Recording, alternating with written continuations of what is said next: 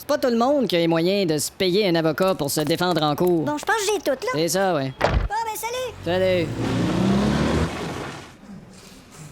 La parole est au procureur de la couronne. Monsieur Schmidhusen. Ouais. Vous avez trouvé le corps de votre femme dans le potager de la ferme. Ouais. Vous avez d'abord cru qu'elle était inconsciente. Ouais, Hein? en fait, c'est ce que j'ai cru toute ma vie. Ce que je me demande, c'est ce qui a poussé votre femme à aller dans le potager à 2 h du matin. Ma femme dans le potager à cette heure-là, je comprends pas. Mais ce qui a poussé, ben, c'est des poireaux, des fèves. Bon, à quel moment avez-vous réalisé qu'elle était morte? Ah, c'était affreux. Elle était couchée dans le potager puis elle avait la bouche pleine de légumes. D'écume. C'est ça, oui. Et vous avez cru à un empoisonnement accidentel. Non, pas accidentel. Ah non? Orientel. Pourquoi? Elle avait mangé du riz. Votre femme était heureuse? Elle menait une vie de pacha, monsieur. Ah ouais? Elle disait tout le temps l'agriculture, moi j'aime pas ça. Les animaux, moi j'aime pas ça. Les céréales, moi j'aime pas ça. Et puis elle vous traitait comment? À grands coups de machette, monsieur. Comment? Ben, elle disait tout le temps, je veux que tu m'achètes ci, je veux que tu m'achètes ça. Ouais, c'est beau, c'est beau. Certaines personnes disent que votre femme était plaignarde et alcoolique. Jamais assez plein. Ben, tous les témoins disent qu'elle se plaignait. Je parle pas d'elle, je parle de son verre. Il était jamais assez plein. D'autres témoins disent que vous étiez pas tellement gentil avec votre femme. Un moment donné, je rentre à la maison fatigué, puis j'ai la traite de vache. Ah, vous voyez, votre honneur?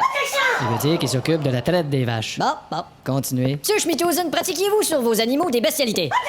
Retenu, procureur. Votre honneur, on a retrouvé dans sa bibliothèque un livre sur les relations bestiales. C'est un livre qui s'est vendu à 1 million d'exemplaires. Pardon? C'est un bestial selleux.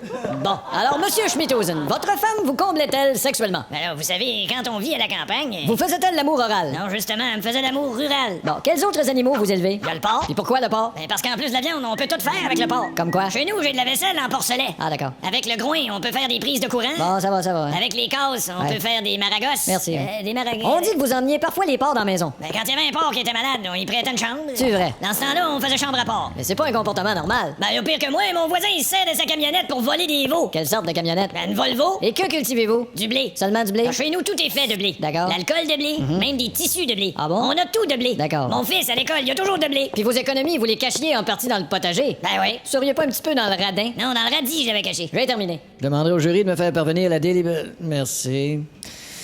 La mise en accusation de Schmidhusen par sa seule présence sur les lieux du meurtre est irrecevable. La notion d'agression ou de coup porté est irrecevable. Un compte de l'hydro quand t'as pas de boîte aux lettres est irrecevable.